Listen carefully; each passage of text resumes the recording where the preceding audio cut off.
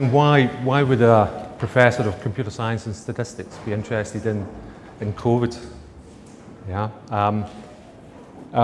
Well, you know, as a statistician and computer scientist, we're used to looking at data, and we're used to trying to attribute causality and explain data in a way that's meaningful, testing hypotheses, and with that comes a fair amount of dispassionate objectivity. You try and stand back from the topic area in order to be, you know, genuinely scientific in some sense. And I've tried to do that in today's presentation. Richard asked me to comment and make a presentation on mortality patterns in relation to COVID-19 measures. So I'll focus on that in the presentation, looking at, you know, historically, how does mortality during the first year or so of the COVID episode compared to the past, and I'll be comparing, you know, Scotland, the UK, the continent, and asking quite probing questions about, you know, was it a pandemic, if you like, with an emphasis obviously on Scotland. But I think I should mention that my main motivation for doing all this originally wasn't because I was genuinely really interested in science. A close friend of mine in April 2020, and I had sort of put this at the back of my mind, and it's only in listening to these presentations that have just gone before that I'm starting to feel quite emotional about it for maybe the first time in quite a while. So my friend Rod was not answering phone calls, and I had to visit him in his flat and basically try and break the door down, which I wasn't successful at, but ultimately he managed to open it. And he had actually had an episode like this before, where he had locked himself away for a few days, was uncontactable, and that first episode, which was maybe 2 years prior, maybe 2018, he had bacterial pneumonia, and that was treated with antibiotics. He was then subsequently discharged, and it was all forgotten about. Except this time it was different. He was, paramedics turned up, you know, another friend of mine who was a GP, he was taken to the hospital. We never heard anything, we couldn't get contact, he was lost in the system. 2 days later he was dead. And of course, in his death certificate, I was dealing with his estate, his death certificate said COVID-19. Now at that time, I believed in COVID-19. You know, it seemed to me just a scary disease caused by a frightening virus. Yeah, so I spent the next 9 months dealing with his estate, which had sort of just put at the back of my mind, but, you know, the very sort of heartfelt, quite upsetting presentations that we've just seen sort of brought quite a lot of it back. Now, my presentation, I'll focus on the pre-vaccine period, so I haven't brought anything addressing vaccines, although the book, which Richard kindly mentioned, Fighting Goliath, deals with everything, because we started, my colleague and I, Norman Fenton, who's a co-author in the book, we started looking at COVID data, you know, causality, explanations for what was going on, right at the beginning, and we haven't stopped. So we worked for 4 years for free, putting together the evidence in various blogs and Substacks, and it's all culminated in the book, which I think has been quite well received. So without further ado, let's have a look at some data. Okay, so this is the data from 1941 to 2020. This is official ONS mortality data. So on the left-hand side, you've got a mortality rate, and then obviously you'll recognise the years along the horizontal axis. And the bit on the right-hand side that's circled, that's the bit when I met my local Conservative MP. I highlighted the pandemic to him and said, does that look like a pandemic to you? And he said, of course it does, because it's going up. Right? But when you compare that to, you know, previous peaks and troughs in that graph, it doesn't look that remarkable. But of course there's lots of human stories wrapped up in that. Right? But in terms of the scale of the event, it certainly doesn't look as obvious as, say, the 1951 pandemic. You've got quite a significant bump there for that. So it doesn't look obviously like a pandemic. And if you separate out the WHO definition of a pandemic and just think about the everyday person interpretation of a pandemic from what we've read in books and seen on TV, we expect, you know, a very significant mortality event, but we haven't really seen that. So that might be an open question about, you know, what that means. So here's a comparison across Europe from 2015. And here, if you look up to the year 2020, you get that normal influenza-like illness mortality pattern that rises up in the winter, it falls in the summer. And we're all used to that. That's a pattern that's built into our everyday life and experience. But when you look at what happened in 2019, 2020,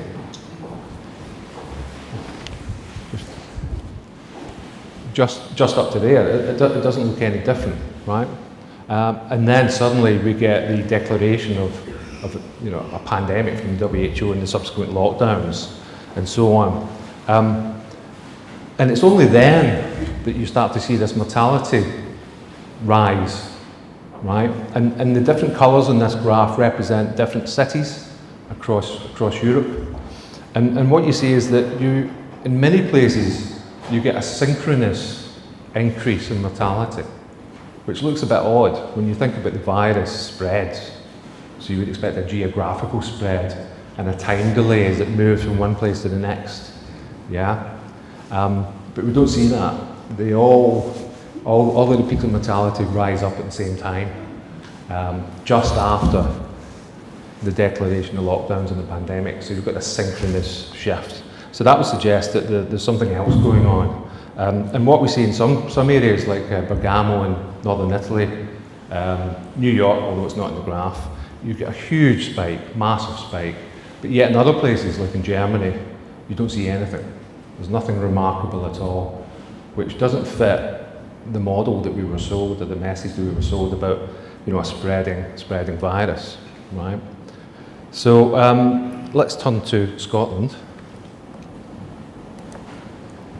This is the mortality for all locations. By all locations, I mean at home, hospital, care homes.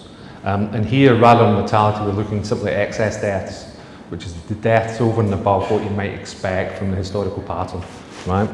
And in the initial three-week lockdown, we were expecting that the curve would be flattened, that we wouldn't have hospitals overrun, etc. That was then extended into 9 weeks.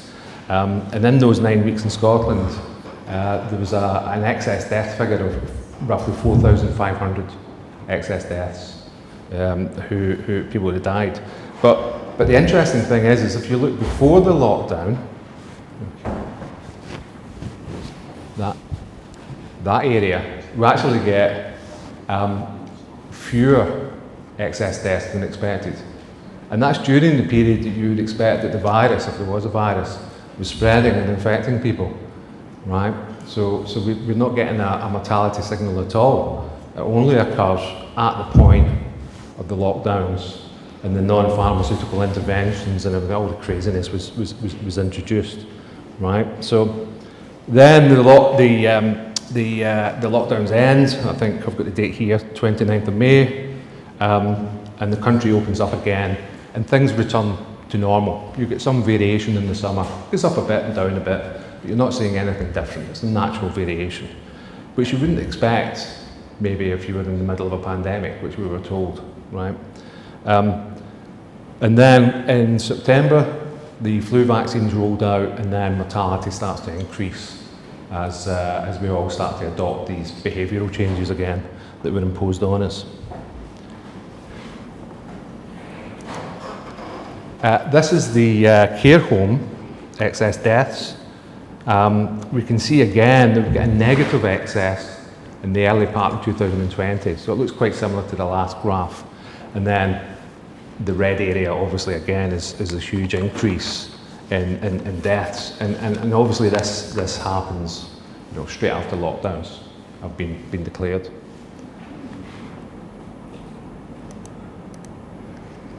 If we look at hospitals, we were told that hospitals were going to be overrun, right? So that rhetoric was repeated again and again and again, and people were encouraged to change their behaviours in order to not overburden the medical services. Yeah, but what we see here in reality in Scotland, that the burden in hospitals in terms of excess deaths, we get a bump obviously here. But what the green areas represent is that people you would expect to be dying in hospital aren't dying in hospital. They're dying somewhere else, right? So the hospitals aren't dealing with patients you would normally expect to die, right? So what's going on there? Why is that happening? Now, if you look at that overall, the statistic is that roughly over 1,000 deaths did not occur compared to the 5-year average over that period, right? And then we have a spike starting later on in the winter. We're getting more excess deaths, right, than you might expect. Turning to excess deaths at home, the interesting part here is the blue area of that histogram, right? So the blue area represents those whose deaths are attributed to COVID, right? So these are people dying at home, right, in excess of what you might expect, right? So that's in red. And what we're seeing is there's a huge increase, just over 5,000 people died at home, right, compared to what you would expect. So normally, typically, they would die elsewhere, say care homes or in hospital, but they're dying at home. So why is that happening? Why are people dying at home when really they should be attended to and cared for in their final phase of their life? So we've got 5,000 excess deaths in Scotland, 32% more than average. In England, it's just over 50,000. It's roughly proportionate to the population sizes, 10 times more in England than Scotland. So what's been happening with urgent care? This is from England. I couldn't get the data for Scotland, but it's quite similar for Scotland, given what we've seen in the past. Here you've got, for urgent care, the A&E attendances in March, April 2020, they basically fall off a cliff, right? So people aren't being rushed to hospital. Exactly during that period, we were told that we would expect a massive surge, the sombrero effect that had to be pushed down, as Boris Johnson said. But here we've got a massive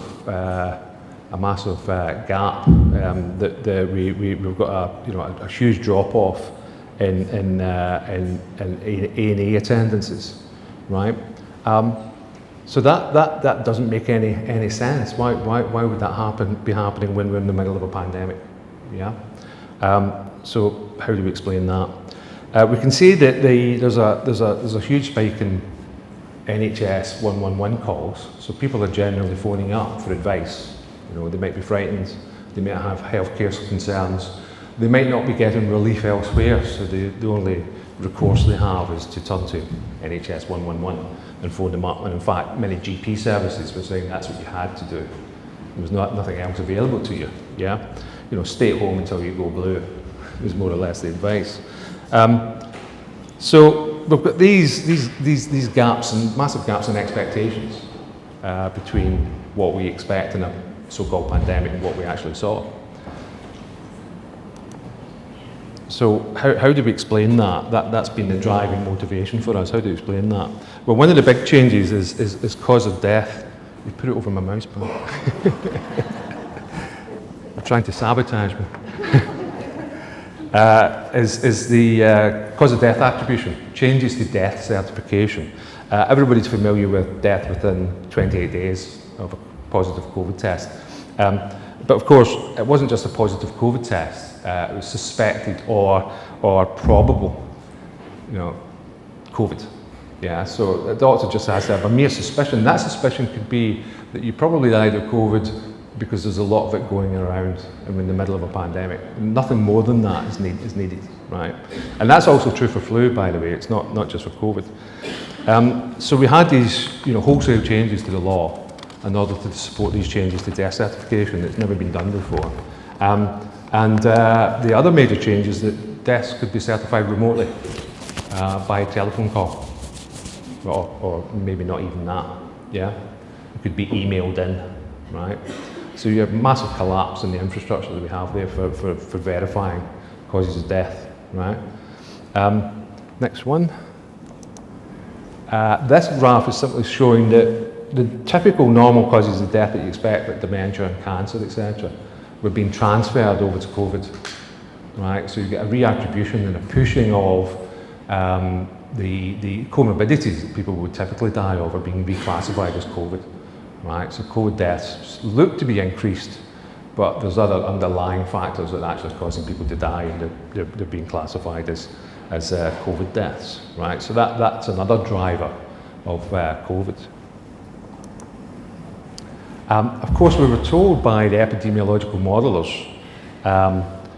by people at Neil Ferguson, that we would expect exponential growth. So this in cases, this virus would spread through society in a deadly, persistent way. And if you compare what actually happened, this is data from the autumn-winter period, 2020. What you found that the actual cases that were being reported, right, and recorded, even with all the cheating going on, they just didn't have enough to meet the exponentiation requirements, right? So what they had to do was make changes to how they did the testing again in order to create the cases. You know, if the facts don't fit the model, the facts have to change. So that's what basically changed. But of course, the experts knew that this new virus, if there was one indeed, you know, it could have just been an endemic background virus perhaps, was never going to cause a high consequence infectious disease. Back in March, the high consequence infectious disease group, of which Niall Ferguson is a member, sat and looked at the classification of COVID-19 and came to the conclusion that it was not. So it wasn't an Ebola. It wasn't you know, some serious malady, right? Oh, I'm on red already. Yeah, my God. Yeah, just getting to the good bit. But keep going. yeah, okay, yeah. So he was on the committee, right? And they ruled that it wasn't high consequence infectious disease, and that's still on the website. You can go and look at this. You see it on the website, right? So it's a huge red flag sitting there that the experts have declared that this wasn't something to worry about. Yet we were all told to worry about it. It was a bizarre contradiction. I almost had a nervous breakdown when I saw that, and I was showing people it and said, look, they're admitting it doesn't mean anything. There's nothing here. And it's, well, surely it can't mean that, right? But so ultimately we're left with the hypothesis, how do we explain all this data? And we call this iatrogenesis. It's that the alternative explanation for the death patterns and mortality patterns, the elevated patterns of death, could either be attributed to a new virus, a disease, or it could be due to our interventions. You know, the reactions that were taken, the changes in medical procedures, protocols, routines, even changes in basic routines can cause death in old people, right? Was the excess mortality caused by changes in public health and medical policy, right? And one of the major guideline changes was NG163, which I'm sure many of you will be familiar with. NG163 was brought in to manage COVID respiratory symptoms, people suffering from what might be a genuine respiratory distress issue. And that was rolled out nationally, and it was accompanied by DNRs, which we've heard about.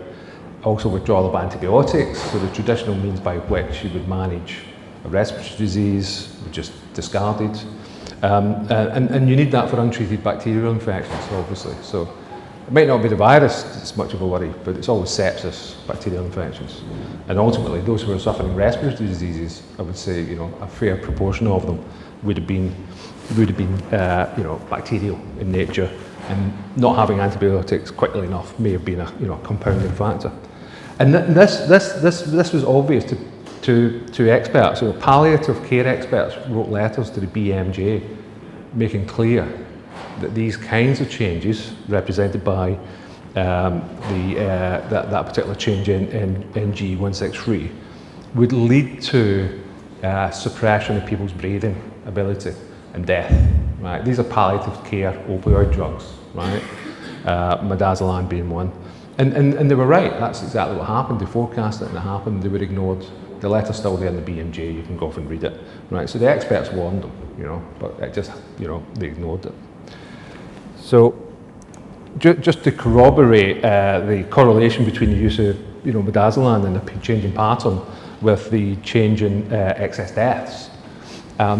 This is for the UK, so at the top there you see the spikes. March, April 2020, we get a huge spike in excess death. And if you look at the pattern of changes in midazolam prescribing, you see a huge increase at the same time. Now, you could say, well, you would expect that during influenza season, because people are going to have respiratory distress and they might need to go on ventilators and they might need midazolam. But you don't see commensurate spikes in the previous years. Right, you just don't see it. So it's a unique spike. You see this also in New York, where they use fentanyl rather than midazolam. That was the drug of choice in the States. Right.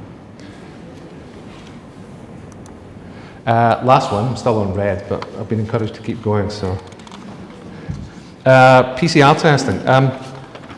So PCR testing was rolled out, and even if you were asymptomatic, you could have COVID-19 if the PCR test comes up positive. So we're all familiar with that. What people aren't familiar with is the real scandal of PCR testing, and that a significant proportion of the PCR tests, maybe more in 2020 than maybe later, were designed to pick up other competing influenza-like illness viruses, coronaviruses, influenzas, etc. So there was a huge drop-off. Remember, the flu disappeared? Well, it never really disappeared. It's in the book, but changing the test meant that these causative viruses were essentially reclassified as SARS-CoV-2. Now, that doesn't mean to say that SARS-CoV-2 doesn't necessarily not exist, but it's largely irrelevant, that question. The question is what was killing people, and how did PCR influence that? So this graph on the right-hand side shows how they pockled PCR, right? And you can see that it shows the percentage in different regions of the UK and countries like Scotland, where the percentage of PCR tests that were being tracked nationally, that were being called as positive, on one single gene rather than two of the 3 genes that may be used in the test. So it's rather technical, but essentially they were cheating on the tests. And these would be genes that might have an overlap, right? They might look similar to the genes that you might get in other viruses. Yeah. So in Scotland it was up to, in March 2021, it was above 50%. Right? And this is on the ONS website. You can go off and see the data. Many people don't look, but it's all there in plain sight. So the PCR test, we use this phrase, case-demic. It creates a persistent psychological impression that people have got illnesses, even if they don't have any symptoms. So you were pre-COVID, right? Or asymptomatic, suffering with no symptoms would mean you still had COVID. So the conclusion that we've come to, somewhat reluctantly, because it's quite dramatic, is that there's no real evidence in our minds that there's a lethal spreading virus. We just don't see that pattern. It left large parts of Europe unscathed and large parts of the world unscathed, Africa and so on. Lots of the harms and deaths are caused by policy changes, the reaction to it, right, if you want to view it as a reaction. Evidence suggests that subtle changes to death certification, well, not so subtle actually, obvious changes to death certification and attribution, which were not resisted by the medical profession, they just adopted this stuff. That would be enough to change the statistics, right? Just changing the labels on the death certificates gives the impression that there's more death. So you've got statistical manipulation, death certificate manipulation, you've got testing manipulation, and the reaction to it in terms of the policy changes, the iatrogenic changes, the change in how people were treated, it's that caused the increased mortality that we witnessed, not maybe a spreading virus. So we've come to the conclusion that the evidence strongly supports that there was no pandemic.